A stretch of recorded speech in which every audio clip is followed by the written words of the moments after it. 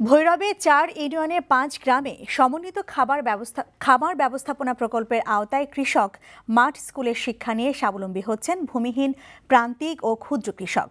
কৃষি অধিদপ্তরের উদ্যোগ ও ডেনমার্ক সরকারের আর্থিক সহায়তায় দেশের প্রায় ২৫০ উপজেলায় পরিচালিত হচ্ছে স্কুল। ভৈরব থেকে মোস্তাফিজ আমিনের পাঠানো রিপোর্ট। পাল্টে যাচ্ছে ভৈরবের কালিকা প্রসাদ, শিবপুর, শিমুলকান্দি ও শ্রীনগর ইউনিয়নের চিত্র।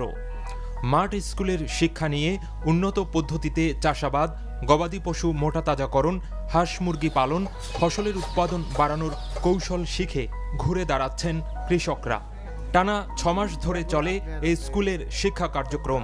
একটি পরিবার থেকে নির্বাচিত হন ২ জন কৃষাণী। সচেতন করা হচ্ছে পরিবারের সদস্যদের পুষ্টির ব্যাপারেও। বিভিন্ন ধরনের টেকনোলজি তারা আমাদেরকে দিচ্ছে। এসব টেকনোলজি নিয়ে আমরা এখন ভালো ফলন পাইতেছি। বাপদাদারা যেভাবে চাষাবাদ করতো আমরা সেভাবে চাষাবাদ করি না। বসত বাড়ি, সবজি চাষ, হাঁস মুরগি পালন, গরু ছাগল অনেক কিছু আমি শিকার পরে উন্নত হয়েছি।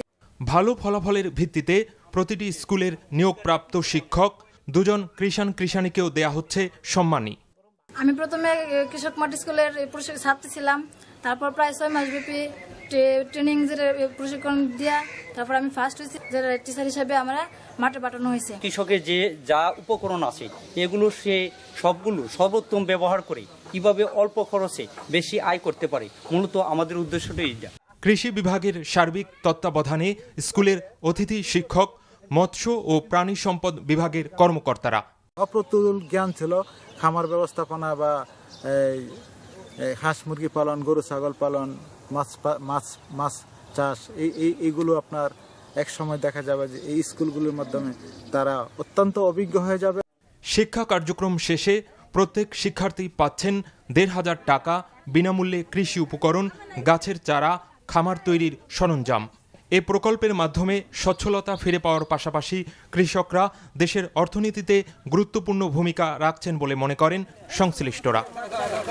NTV news desk.